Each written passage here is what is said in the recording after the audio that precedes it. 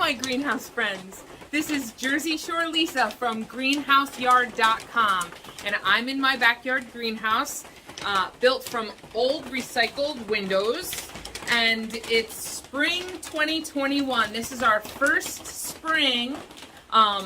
Tomorrow is March 1st, so it's our first spring starting seeds in the new greenhouse. It's pouring here today, so you can really hear the rain kind of pounding on the roof. I hope it's not too distracting in here. But I wanted to show you what I've gotten started so far in the greenhouse and what I intend to do next. Now, even though the build is done and we've painted the greenhouse, I do still need to caulk all the seams and gaps between the windows and in the edges, the corners of the roof.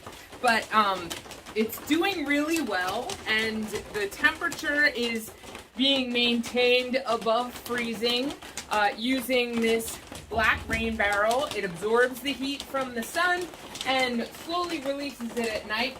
I also have a small space heater set up in here, but it's hard to determine when that space heater should get turned on and when it should get turned off. I've also added a string of lights to the greenhouse, but again, I need to come out here and unplug them in order to turn them off. I've decided to add a couple of things that's going to make maintaining the electrical things in the greenhouse a little easier for me. As far as running the electric goes, I do have an outdoor extension cord that is plugged into the side of my house in an outdoor outlet. I've run it around the yard, across the top of my fence, and it comes down and comes in at the corner of the greenhouse right here. So I'm going to show that to you. I drilled a hole in the wall, ran that extension cord through, and then put a piece of that pipe insulation around the cord just to kind of keep critters out and things like that. And it's working out well. I just have it plugged into a surge protector there, and I've attached it to the 2x4, and that's how our electric is attached to the greenhouse. So I do have those lights, but what I intend to do is use this smart plug. So this is a Wemo Wi-Fi smart plug. Control your stuff from anywhere. I know that the Wi-Fi from inside my house reaches out here to the greenhouse, so I'm going to use this to control the lights. I'll be able to turn them on and off right from my cell phone. So I'm going to plug this into that surge protector.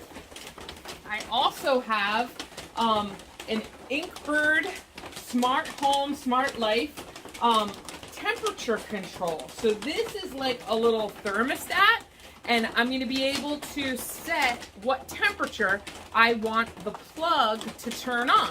And the plug will be attached to that little heater. So hopefully this is all going to work out. This will be more of an automatic system. I won't have anything to do with it. And then the lights, I'll be able to turn on and off with my phone.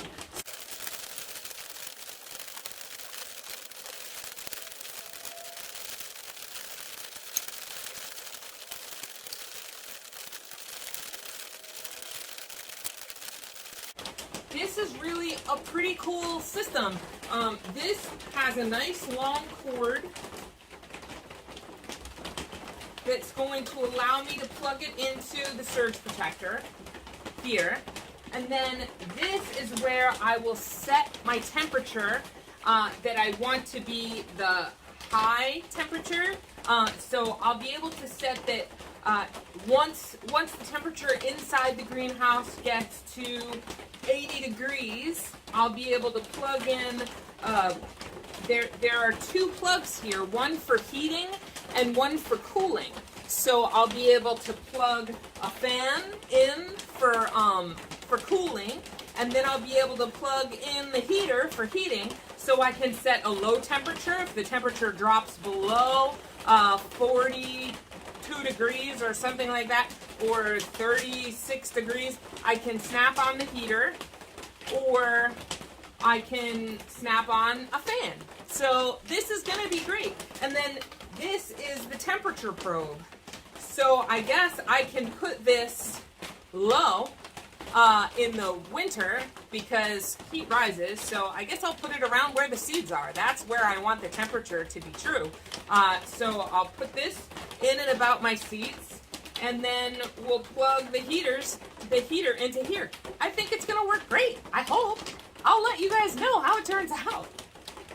So that's my plan. I'm gonna plug stuff in, and I'll show you how that works. But what we have growing in the greenhouse at this point are some seeds, and I've started cold season crops. Now, this greenhouse is in Ocean County, New Jersey. We are planting zone 7A, 6B, and so it's not going to be time for me to plant out my warm season vegetables until the first week of May. Some people say the second week of May, but I stretch it and I go to the first week of May, and I'm always fine with the first week of May. So I usually start my tomatoes and my peppers really early. I start them in February because I'm excited to get going, and it's going to be spring soon, and I want to get my seeds started. But it's always too early to start that stuff, and I need to repot my tomatoes and baby my peppers and hope everything goes well. But I'm going to give myself time this year. I'm not going to start tomatoes until mid-March. I promise. But I do want to start seeds because it is getting to be spring. So what I've started is the cold season crops. Cold season crops that include, let's see, I have Brussels sprouts. I actually never have luck growing salsify. Have any of you ever grown salsify? I've never done it, but the seeds never come up for me, so I don't know if it's just my seeds are not good or what. So I started those early, just in case I need to replant again. And then I've started some celery and lettuce and cabbage in here. I started a few, some calendula and some marigolds. And then in here, I started artichokes, because artichokes on the seed packet, it said it takes 2 to 3 months to get started. So I really need to start those early just because they take so long. I also started some gugoots, squash. They're really long, baseball bat kind of sized squash that are Italian. You can eat them immature as summer squash, or you can let them get mature. And that's what I did last year. I grew one and was able to save the seeds from it. So I've started some this year. They take a really long time to get going, so I've started those too. I have kale growing and some lettuce just getting started. So let's see what's on this side. Oh, I shouldn't spin you guys too fast. You okay? Hope you're okay.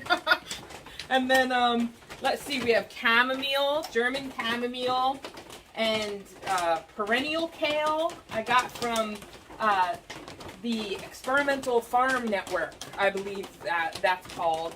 And then I have some scabiosa and wild geranium and what's this one? Cuchera, and then cardinal flower and columbine and radicchio. So I've started some like food crops, but I've also started some flowers. I just want to get going already, but it still is going to hit below freezing for the next few weeks. I'm not out of the woods yet. It's kind of like fall spring at this point. So I don't want to start anything that I really have to protect and worry about and cover with cloths and things like that. The greenhouse needs to be enough protection, even if these heaters and my big black rain barrel here don't necessarily do the job and the temperature dips too low. So this is where we're at in the greenhouse, and I just wanted to show you what we're up to. And now I'm gonna plug in these little contraptions to make my life easier, so it's easier to control the environment in here and the lights aren't on all night long. Okay, let me know if you have anything that you're doing in a greenhouse this year, or if you've built a greenhouse from old windows. I love to see all of your projects because I follow them all that I find or that you tell me about. And then also, please, I thank you so much for subscribing and for liking the video, and I appreciate you all so much.